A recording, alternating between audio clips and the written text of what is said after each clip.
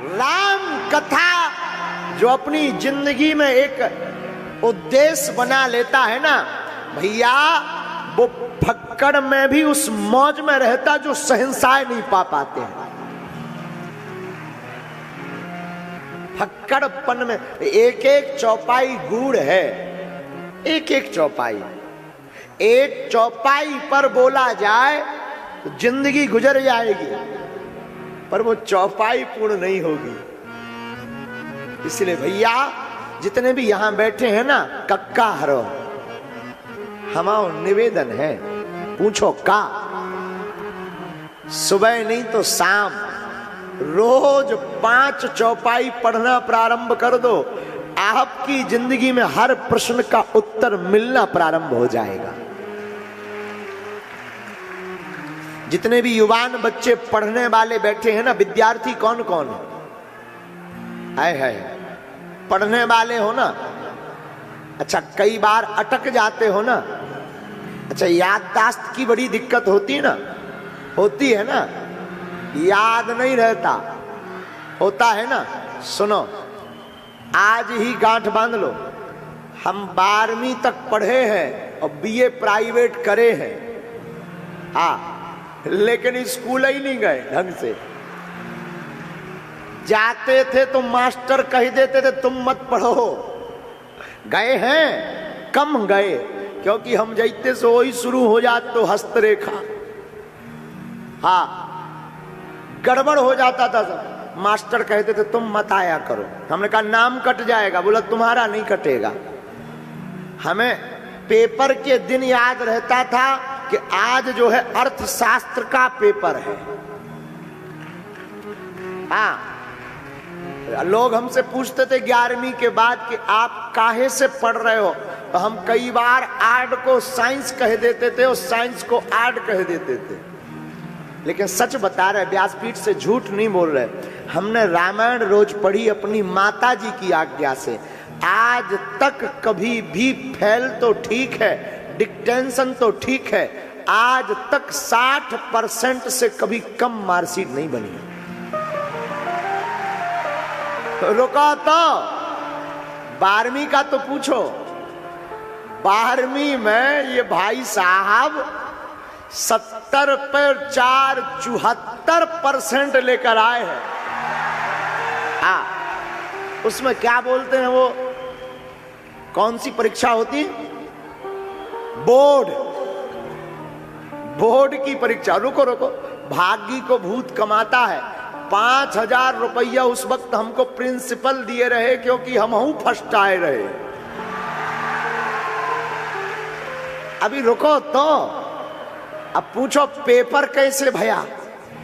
हम जाते थे तो राम लिख के सीताराम, तुम मत लिखना। एक सीएससी साहब थे, वो चेकियर, वो बोले महाराज जी राम मत लिखा करो। हमने कहा क्यों? बोले कोनो अगर धर्म विरोधी के हाथ में पेपर पड़ जाएगा तो वो फेल कर देगा। हमने कहा उसके बाप में दम नहीं है, जब पेपर में दम होगा तो कौन फेल करेगा? लेकिन रुको तो, सुनो तो, पास कैसे भाई पता है? रामायण के बल पर। हमने रामायण बहुत पढ़ा और आर्ट में लिखना बहुत पड़ता है। रामायण को हमने खूब पढ़ा, हमें उतना कंठस्थ नहीं है, जितनी भी है रामायण मैया की कृपा है। जब प्रश्नोत्तरी करने बैठते हैं, जिंदगी का ऐसा कोई प्रश्न नहीं है जिसका समाधान और उत्तर रामचरितमानस में ना हो। कोई पढ़े भर तो जितने पढ़ने वाले, रुको तो सुनो ना, जितने भी पढ़ने वाले बालक है ना, निवेदन है कल से नहीं, तुम 2-4 दिन तो पढ़ते हो और फिर सुसवा जाते हो, मतलब सो जाते हो, और रोज प्रण करते हो कि आज तो 6 बजे उठेंगे ही उठेंगे। अलार्म लगा लेते हो मोबाइल में भी, और 6 बजता है तो लगता 5 मिनट और सो ले, का बिगड़ जाएगा। और 5 मिनट के लिए अलार्म बंद करा तो सीधे 10 बजे खुला थे। हाँ जी या ना जी, होता है ना ऐसा? रात को 5 चौपाई पढ़ो। कितनी? याददाश्त नहीं आती है, याददाश्त में दिक्कत है तो एक काम करो, रोज सूर्य भगवान को अर्घ दो और भ्रामरी प्राणायाम 2 मिनट करो। जो पढ़ लोगे वो दिमाग में भर जाएगा।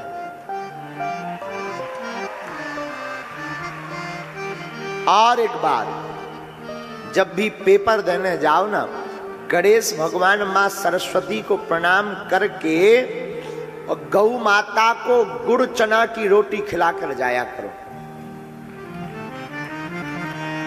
बस इसका मतलब ये नहीं कि तुम रोटी और गुड़ खवाओ तो पेपर ना भरना पड़े और पास हो जाए। ना ना ना, ये बाय बैक सपोर्टेड है। जैसे आपने बॉल देखी कुम्हड़ा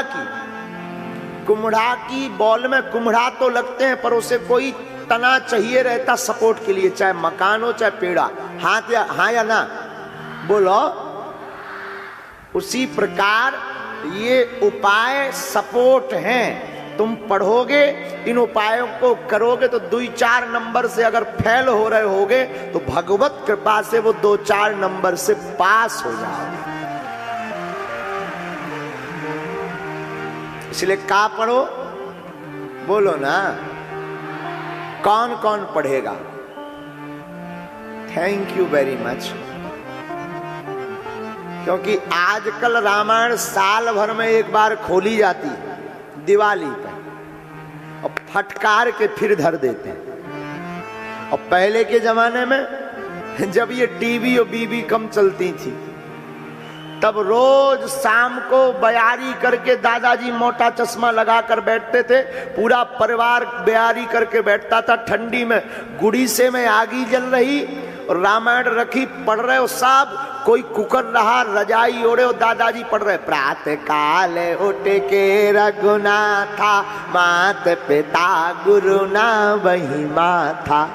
राम जी महाराज प्रातः काल उठ करके माता पिता गुरु को प्रणाम करते तो सब बच्चे पढ़ते थे। अब आजकल वो टीवीएन में चल गओ, देवरानी जेठानी सास बहू ढिसुम ढिसुम।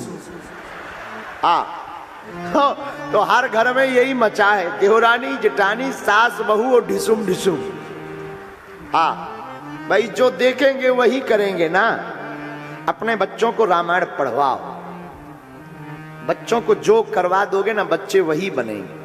बेटा हो या बेटी, जितने भी अभिभावक बैठे हैं ना, अभिभावक मतलब माता पिता, जितने भी बैठे हैं ना, हमारी हाथ जोड़कर प्रार्थना है, रामायण भारत की धरोहर है, रामचरितमानस भारत की संपत्ति है, रामचरितमानस जीवन जीने की कला टेस्ट है, रामचरितमानस मानव तन का दर्पण है, रामचरितमानस जीवन का सार है, रामचरितमानस चलता फिरता सदग्रंथ भगवान भूत भावन महादेव है।